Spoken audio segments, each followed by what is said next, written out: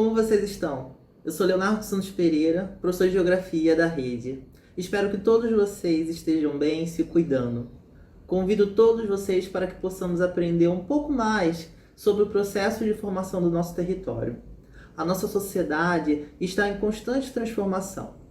E por meio da paisagem, notamos os reflexos das mudanças que fazemos no nosso espaço ao longo do tempo.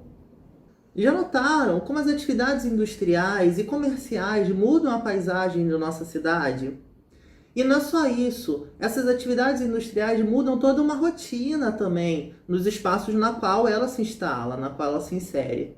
Mudam os costumes e acabam servindo até, muitas vezes, de pontos turísticos da cidade. Como exemplo, temos a cidade de Nova Friburgo, região serrana aqui do Rio de Janeiro, que é conhecida como grande produtora de moda íntima, reflexo de sua economia pautada no setor têxtil. Ou seja, nota-se como o arranjo industrial do setor têxtil, que se instalou em Nova Friburgo, foi importante no processo de formação da cidade, influenciando não só na economia local e na oferta de empregos, mas também no símbolo que a cidade carrega em tal setor. Esse é só um dos exemplos que temos de atividades industriais que refletem nas transformações dos espaços e que ajudam a construir as características do lugar, a construir as características da cidade. Vamos ver também como existem atividades que possuem uma relação com a sociedade e o meio ambiente de modo danoso, culminando na poluição de recursos ambientais e prejudicando na saúde da população. Hoje, então, vamos entender os fatores locacionais das atividades industriais no Brasil e no mundo, ou seja, quais são os elementos que irão atrair as indústrias para se instalarem em determinados locais. Vamos entender também o processo de industrialização no nosso país, a influência das indústrias no nosso cotidiano e os tipos de indústrias que existem. Mas primeiro, vamos entender o processo de industrialização mundial, que é a base para que possamos compreender a industrialização no mundo. A evolução das indústrias se dá com o que se chama de Primeira Revolução Industrial, que ocorreu lá no Reino Unido, na Europa, em 1970 aproximadamente. Nesse período da Primeira Revolução Industrial, a Inglaterra desponta no avanço tecnológico, modernizando seus equipamentos, seus maquinários, uma vez que nesse período a produção de mercadorias era baseada na manufatura, ou seja, as técnicas de produção eram manuais, artesanais. O tempo de produção era muito mais prolongado. Com esse tipo de produção, só era possível abastecer o mercado local de consumo, uma vez que não se produzia, em excedente. Mas a modernização das máquinas e das técnicas de produção fez com que as indústrias aumentassem a capacidade de produção significativamente. Ou seja, se um trabalhador levava 2 dias para produzir manualmente um sapato, as indústrias, por meio das máquinas, levavam horas para a produção de 10, 20, 50 sapatos. Uma das primeiras indústrias a serem criadas nesse sentido é do setor têxtil, ou seja, de tecido.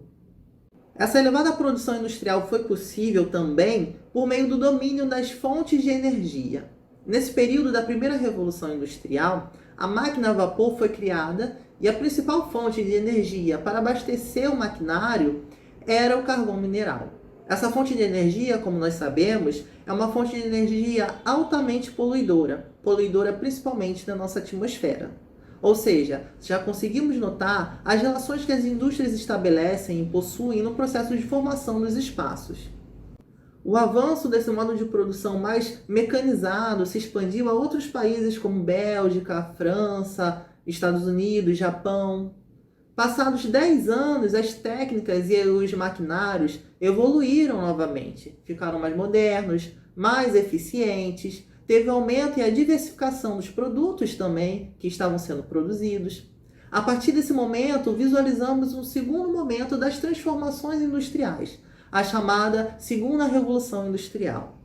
Nesse cenário, indústrias de outros setores ganham relevância na economia global, como a fabricação de automóveis, a principal produção e criação desse segundo momento industrial, bem como também a criação de aviões, telefones, a eletricidade, o raio-x e outros avanços tecnológicos também associados a esses setores de produção. Com o passar dos anos, o tempo vai passando e o arranjo industrial tecnológico se aproxima aos moldes que conhecemos nos moldes atuais, com a tecnologia de ponta que nós visualizamos hoje em dia na nossa atualidade. Então, a partir de 1970, a terceira revolução industrial estabelece uma nova fase de produção, também denominada de Revolução Técnico-Científico-Informacional, ganhou maior destaque, então, pois se adaptou ao mundo globalizado, ficando conhecida como a Era das Informações e Telecomunicações. Ou seja, se estamos na rede social hoje em dia, navegando no mundo com a palma das nossas mãos, se existem termos como like, curtir, download, chat, por exemplo, são termos que existem devido a essa nova etapa industrial, que foi pautada justamente na técnica, na ciência e na informação.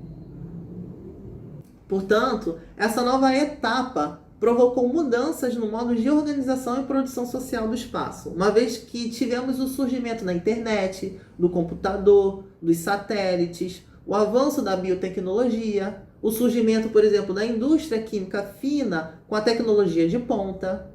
Enfim, produtos que têm como base a evolução da técnica e da ciência, que servem para diminuir as distâncias entre as sociedades e nos interligam em um mundo e uma rede de contato mundial de produtos e informações. Quem de nós já não fez aquela compra na China? Ou já conversou com alguém que está lá do outro lado do mundo? E nesse momento de isolamento social, então, turma, a tecnologia está sendo fundamental para que a gente possa nos manter conectado com o mundo e com os nossos familiares. Ou seja, observamos uma dinâmica mundial ainda maior nas relações sociais, econômicas e ambientais. Com a globalização, portanto, grandes indústrias vão se instalando em vários países em busca de mão de obra e também para expandir o seu mercado consumidor. Mas, dependendo do tipo de indústria, da matéria-prima que ela utiliza em sua produção, por exemplo, um lugar terá um atrativo melhor do que outros. É aí que começamos a entender os fatores locacionais. Então, o que são fatores locacionais? São elementos que atraem as indústrias para se estabelecerem em determinados locais. Determinados locais oferecem até benefícios fiscais para que setores industriais se fixem em suas áreas. Bom, determinados locais veem a possibilidade de aumento da geração de empregos quando uma indústria se fixa em seu território. E esse benefício fiscal é um atrativo para que as empresas possam se instalarem naquele determinado local, pois elas também precisam de mão de obra. Ora, elas precisam de mão de obra e ainda terão benefício fiscal para se instalarem em determinados locais. Mas outros fatores também são importantes para uma empresa se fixar em determinados locais. Vamos compreender alguns deles. Bom, a matéria-prima é um desses elementos que irão influenciar para que uma determinada indústria se fixe em determinado local, em determinado lugar.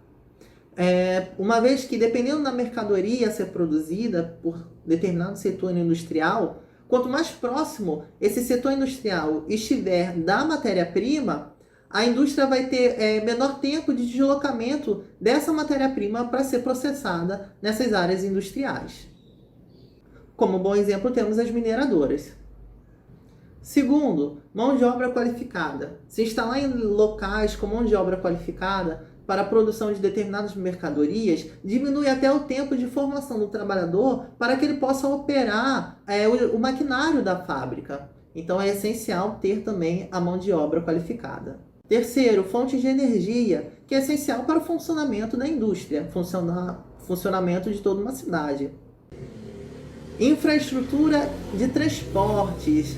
Esse é um ponto muito importante também, porque justamente a infraestrutura vai possibilitar a viabilização dos fluxos de mercadorias, ou seja, o escoamento da produção para outros mercados consumidores. Então, é estratégico escolher especificamente um local que tenha uma boa infraestrutura e um bom escoamento também das mercadorias que estão sendo processadas por essas empresas e indústrias.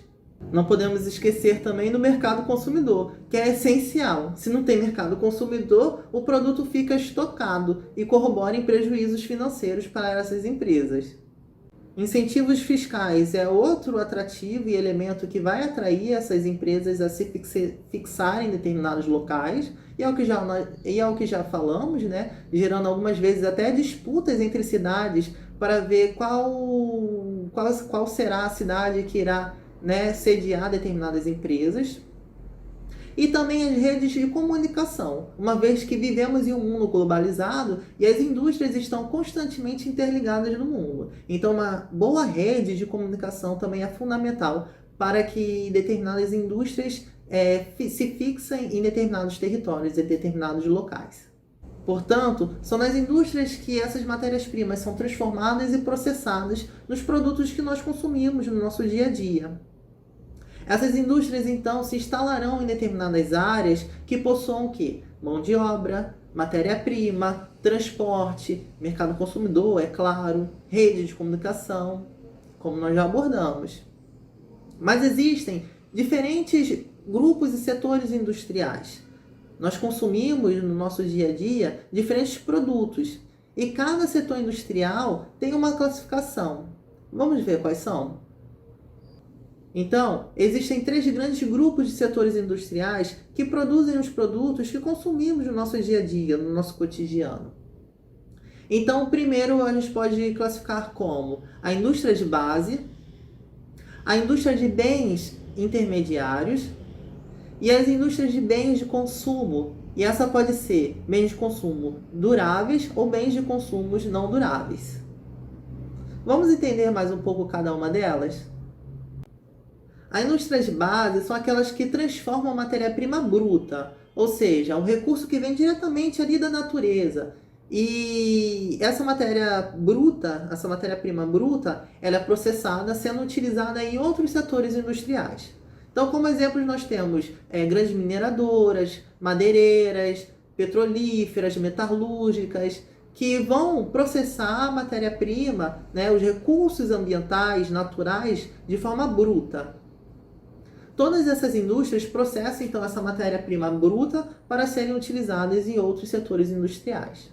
Temos também, então, indústrias de bens intermediários. São as indústrias que processam a matéria-prima para a produção de outros objetos que serão produzidos em outras indústrias. Ou seja, a gente tem como exemplo indústrias que produzem borracha, papel, plástico, componentes eletrônicos e elétricos que vão compor, né, outros produtos que também serão produzidos por outros setores industriais. E por fim, mas não menos importante, nós temos as indústrias de bens de consumo. Essas indústrias produzem e fabricam suas mercadorias direcionadas especificamente ao mercado consumidor. São produtos que nós temos de maior contato no nosso dia a dia, né? E ela se divide, então, entre indústrias de bens de consumo duráveis, ou seja, as mercadorias com uma longa durabilidade, como sapato, roupa, calçado, computador, celular, a mesa, né? Os automóveis que nós visualizamos modificando toda a dinâmica de uma cidade. E os bens de consumo não duráveis, que também são produtos direcionados ao mercado consumidor, né? Nós temos maior contato com essas mercadorias, mas que são perecíveis, ou seja, tem um prazo de validade específico, como produtos alimentícios. Ou seja, o leite, o arroz, feijão, açúcar, o café. Também produtos de beleza, higiene pessoal, cosméticos, né? Nós podemos citar sabonetes, produtos farmacêuticos, né? Os remédios que consumimos diariamente, o shampoo, pasta de dente, são produtos, então, em bens de consumo não duráveis. Observamos, portanto, turma, como as indústrias fazem parte do nosso dia a dia e fazem parte mais do que imaginávamos, não é mesmo? E observamos também como elas influenciam na dinâmica das cidades e compõem as paisagens de diferentes locais. Bom, 7º ano, espero que vocês tenham gostado da aula de hoje. Continuem nos acompanhando no Escola.Rio e fazendo todas as atividades propostas no material de complementação escolar. Espero que vocês tenham uma ótima semana, um grande abraço e tchau, tchau!